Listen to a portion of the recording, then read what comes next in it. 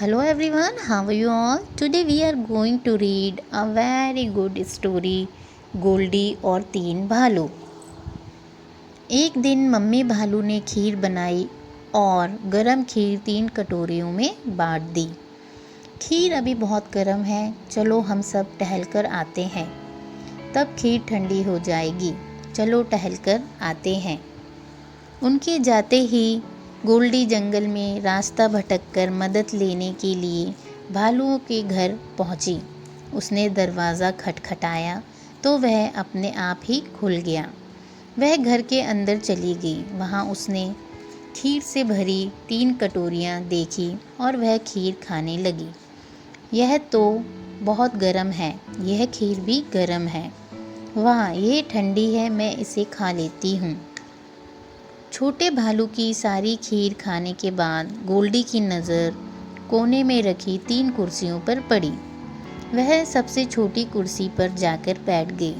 उसके बैठते ही वह छोटी सी कुर्सी टूट गई। ये कुर्सी तो टूट गई। गोल्डी ने इधर उधर देखा और उसे दूसरे कमरे में रखे 3 पलंग दिखाई दिए। वह कमरे में गई और सबसे छोटे पलंग पर सो गई। जब भालू लौटकर आए तो उन्हें दरवाज़ा खुला हुआ मिला। वे तीनों अंदर जाकर चौंक गए। किसी ने मेरी सारी खीर खा ली है मम्मी पापा। छोटे, किसी ने तुम्हारी कुर्सी भी तोड़ दी है। भालू कमरे में गए और किसी को छोटे भालू के पलंग पर सोए हुए देखा। छोटे भालू ने झट से चादर खींच ली। गोल्डी भालुओं को देख डर कर रोने लगी। तुम कौन हो और मेरे पलंग पर क्यों सोई हो? मैं गोल्डी हूँ। मैं अपने माँ बाप से बिछुड़कर उन्हें ढूंढते हुए यहाँ पहुँची हूँ।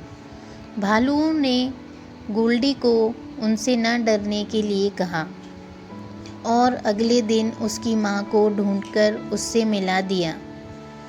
इस कहानी से ये सीख मिलती है कि हमें मुश्किल में फंसे लोगों की मदद करनी चाहिए। Thank you for watching. Bye bye.